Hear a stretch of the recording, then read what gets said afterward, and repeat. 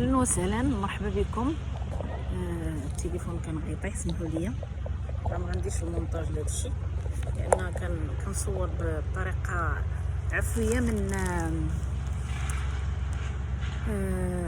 تغديت، خرجت من الخدمه، تغديت، رجعت للخدمه، ودابا خرجت نتغدى. انا تغديت وساليت فواحد الباركو. سمحوا لي، كاين الصداع ديال لي طخابو. ما درت حتى شي، تقريبا ما بقيتش كنحط الفيديوهات في القناه. استمتعت بالعطله ديالي مزيان. كنت درت بعض الفيديوهات لايف في البدايه ديال الكونجي. كنت في واحد المنطقه سميتها لا مونتيريج. الوغ دابا غنبدا رجعت اليوتيوب بواحد الموضوع. هو هذا الموضوع جايباه من فيسبوك. شنو هو الموضوع على طريقه مول قناه التحدي. مول قناه التحدي في الجانب ديالها الايجابي بطبيعه الحال، في المجهود الايجابي اللي كيدير، اللي هو فضح رموز الفساد في المغرب، واللي الفضح ديالها ولا كيأدي بالناس للسجن.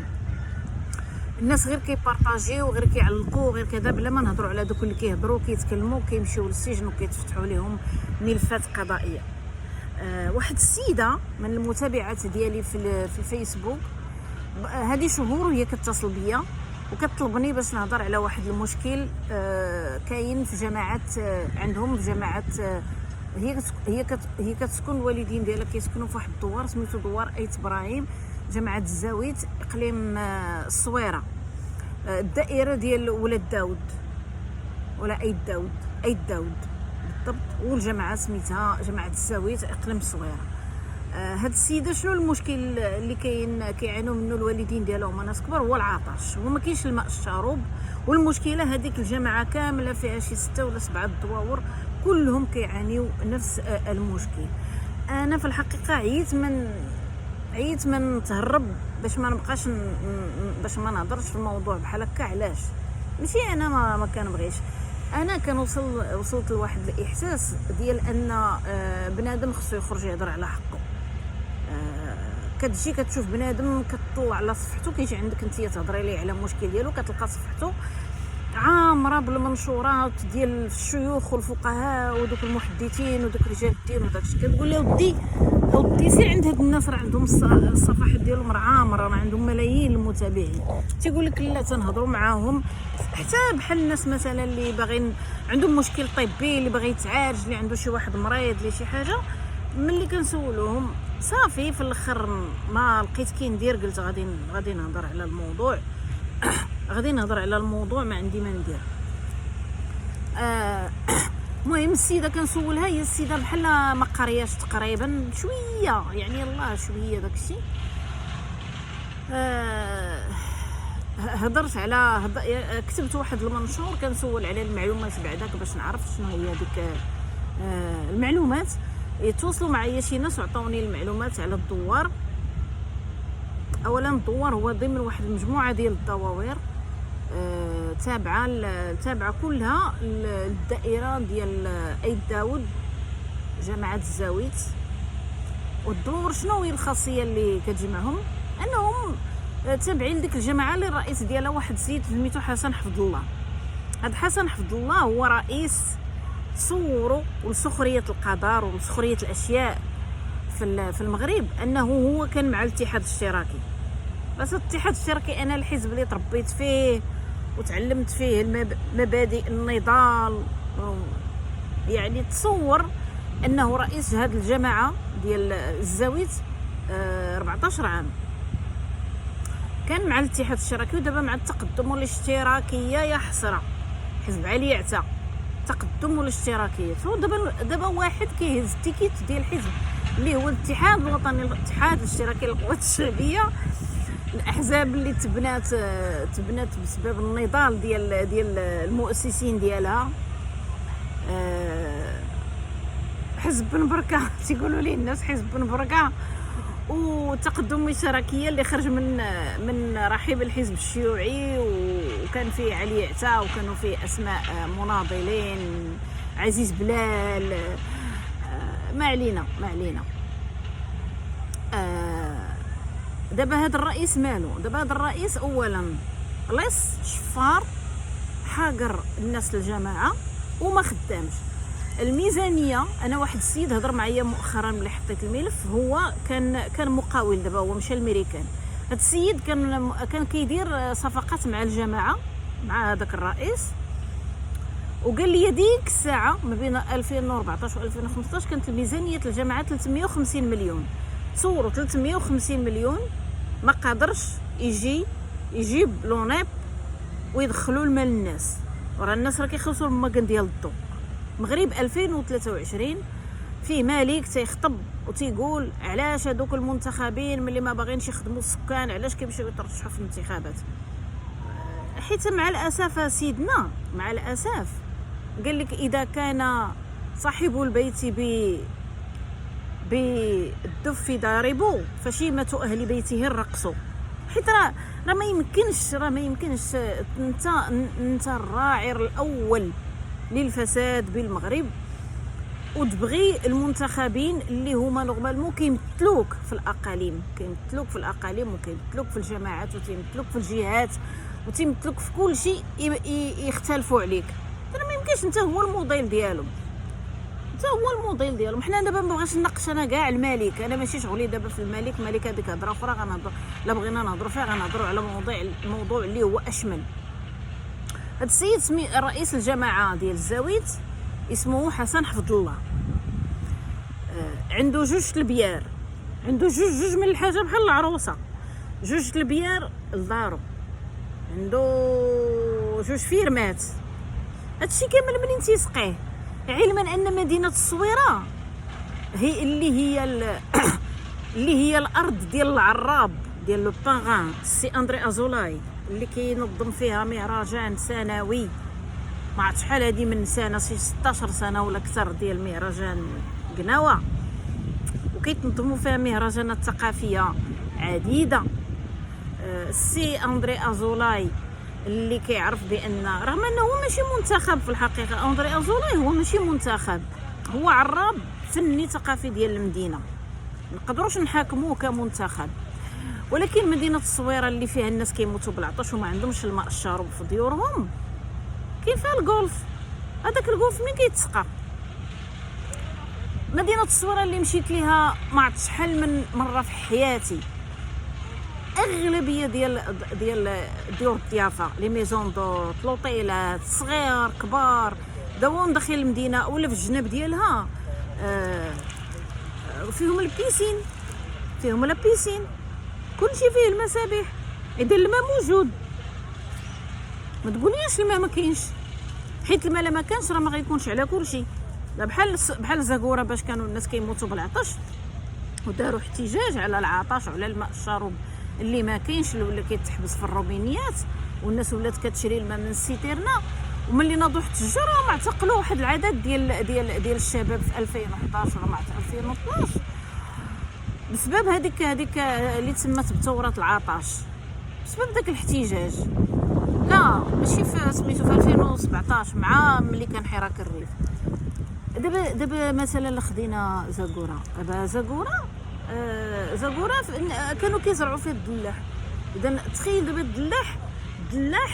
الدلاحه شحال كتاخذ من طون ديال الماء، هما وملي كتهضر كيقول لك انت باغي تهدد الامن والاستقرار ديال البلاد انت كذا. دابا الصويره الناس اللي هضروا معايا شي 3 ولا 4 الناس، كاين واحد السيد كيهضر بوجهه ما مخبيش وكيدير اللايفات في صفحته كنشكرو، السي حميد الغريسي. نتمنى شي مره نديروا شي حلقه بجوج في هذا اليوتيوب ولا في الفيسبوك، اي حاجه غادي توصل الصوت. عطاني تفاصيل كثيره يعني على شنو كاين، بان هذاك السيد هذاك رئيس الجماعه اللي ناض كيهضر قال لك دخل نساء وارملات الحبس او كيقاضيهم، مهم رافع شي 18 قضيه في المحكمه ضد الناس اللي صوتوا عليه، اللي كيقولوا ليه خصنا الماء، خصنا هذه. تصوروا دوله في 2023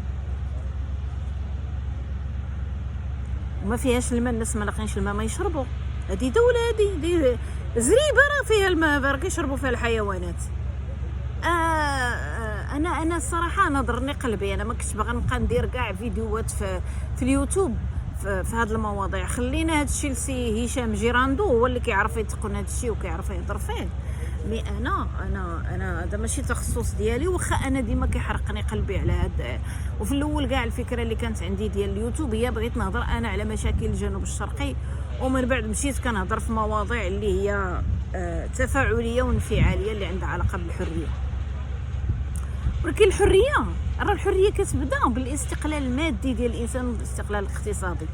كيفاش بلاد انت بغيتي فيها الاطفال والشباب يمشيو يقراو وهما غيمشيو يسقيو الماء من السقايه، والمشكله داك الدور خصوصا داك الدور ضعيت ابراهيم، واكيد الدواوير اللي قال لي السيد اللي هي تابعه لنفس الجماعه والدائره، اكيد الاطفال تضيع عليهم قرايتهم وسرتو البنات باش يمشيو يسقيو، لانهم كلهم كيمشيو لشي عند شي دوار اخر عنده شي بير، وداك البير وكح. واش دابا بالمد البير هو المد الشريب؟ ديك المد البير كيصلح السقي ديال الفلاحه، يمكن الانسان يسقي به يشربوا البهايم، يدير به التصبين، يدير به النظافه، كل شيء. واش بنادم باغي يشرب الماء ديال البير ملوث باغي يموت؟ دابا ملي كتهضر كيقول لك انت خارج الوطن، انت هربتي، انت مشيتي لكندا دخلي سوق راسك. مشيت لكندا راحت بلاد ما بقاش كتصلاح، راه البلاد ولات كارثه. اللي هضرتي معاه يقول لك البلاد ولات كارثه. انت الجماعات المحليه جالسين ما تيحبسوش، جا الصيف يقادوا، جا الخريف يقادوا، جا الربيع يقادوا، جات الشتاء يقادوا. كل فصل عنده الخدمه ديالو اللي كديرها المدينه، اي الجماعه المنتخبه كتجيك كل صيف عنده الخدمه ديال كل فصل عنده الخدمه ديالو الخاصه به. في الثلج اللي كيطيح هنايا كون المغرب كون غبر، راه كيطيح الثلج شويه غير في زايده في نواحي ديال ميدلت، والناس كتقطع وكتبقى بلا خبز بلا تدفئه بلا عواد بلا حتى شي حاجه. هذه بلاد كيطيحوا فيها الاطنان ديال الثلوج، ورغم ذلك الخدمه دائما على قدم وساق. كيجي الربيع كتنقى عاوتاني الدنيا وكتقاد وكتأميناجا وتشجير ونقاو بنادم فين يلعبوا الاطفال وفين يجلس بنادم الكبير وفين يطريد بنادم، كلشي مجانا. واحد السيد عاوتاني قال لي بان الميزانيه الحاليه اللي كاينه عند الجماعه ديال الزويت عندهم 900 مليون درهم. تخيلوا جماعه قد هكاك عندهم 900 مليون درهم. دابا هذاك راه كيمشي يدير بها التبزنيس، كيمشي يدير الصفقات باش هو. وقال لك هذاك الرئيس الجماعه حسن حفظ الله كان غير خطاف كانت عنده ايردوز كيخطف بها البلايص، ولكن راه هذاك هو المغرب. شي عطاتو شي زواتو، تشفرت عين باين تهضر، يلفقوا لك تهمه ديال التشهير، رغم انه منتخب ومن حقك تهضر عليه في الاعلام، من حقك تمشي تدخل عليه للمكتب وتقول ليه شنو كدير، من حقك تحضر الاجتماعات ديال المجلس المحلي، من حقك تحضر الدورات كامله، من حقك تناقش، من حقك تعترض، من حقك تكتب. ولكن المخزن شنو دار؟ علاش دابا حنا كندورو رجعوا للملك؟ دابا الملك الهضره اللي تيقول هي كلها تناقض. انت قتلتي الصحافه، شريتيها، مخزنتيها، كيفاش بغيتي الصوت ديال المواطن اللي كيراقب المنتخبين يوصل؟ شحال هادي على الاقل كانت صحافه معارضه حقيقيه. دابا كلشي تشرى، كلشي باع راسو، كلشي تشرى. كاينه شوف طيبي تصول وتجول، ما كتوقفش المواطن. يعني خصها المواطن يكون عياش ولا يكون عنده اي ملف مرتبط ما هو بفضائحي جنسي، اما ما هو مرتبط بما هو سياسي. شوف طيبي بطبيعه الحال غتمشي لعند الضحيه وتنزل عليه، هذاك اللي هو ضحيه غتحولوا الجلاد باش يدخل الحبس. هذا الفيديو غنديرو اولي، وغنبقى دائما فيديو مورا فيديو مورا فيديو كنهضر على هذا الموضوع. الا شفت ما كاين حتى شي تفاعل غادي نكتب واحد المقال مقال بالفرنسيه، وغادي نشوف فين نرسلو لشي جريده، اما تكون فرنسيه اما تكون اسبانيه، وطبيعه الحال هنا في كندا. ونهضر على le Maroc 2023 les gens meurent assoiffés. Les enfants ne trouvent pas de quoi boire et doivent laisser tomber l'école, doivent décrocher de l'école pour aller chercher de l'eau pour leur famille. يعني اي حاجه تقدر تكتبها تقدر تقولها، واخا غينوضوا لك عياشة كندا وعياشة اوروبا وعياشة امريكان، عاش سيدنا والمغرب وانتم انت لاجئات، ديك الهضره ديال دوك العياشه ديال جد ريال اللي كيخلصوا من المخزن في الخارج، زرعهم بحال داك، ترى بحال داك النبات اللي ما عند بوه جدر، دوك الطفيليات اللي كتهز بحال هكا من الارض وكطيب بحال هكاك. كيجيو ليا دابا اليوتيوب فين ما نهضر على شي حاجه عندها علاقه بالسياسه في المغرب، راهم قراو التعليقات ديالهم، وكنقول لكم تفوا عليكم مخازنيه ديال جد ريال، حيت نتوما كتمشيو تعيشوا في دوك الدول وكتشوفوهم كيفاش مسيرين، هم المنتخبين ديالهم والحاكمين ديالهم والرؤساء ديالهم والملوك ديالهم، وكتجيو وتمنعوا الناس باش تهضر وباش تنطق. انا حيت ما باغاش ندير هادشي خدمه، ولكن كلشي ممكن نولي خدامه في هادشي، وغادي هادشي جاي، ولكن ما غنهضرش عليه دابا حيت خصني ندير باش نهضر، فهمتوا؟ انا غنتخصص في هادشي لي ريزو، ولكن ماشي بهاد الطريقه، بطريقه محترفه جدا، لانني غنمشي نقرا ونتكون في الدومين باش نرجع نخدم في لي ريزو مزيان. اذا لي ريزو سوسيو يعني مواقع التواصل، باش نوصل الصوت ديالي في المواضيع اللي كتهمني وفي القضايا اللي كتهمني، وعلى راس قضايا الحريه وقضايا النساء، ولكن نوصل الصوت ديال المستضعفين، ديال المهمشين، ديال الناس اللي مساكن ولاو يهضروا ولا يبارطاجيو. تصور انسان تيصيفط لك ميساج في البريفي باش يقول لك ها كاين وكيمسح الميساج وكيطلبك ويرغبك ويقول لك ها العرب ما تبينيش سميتي.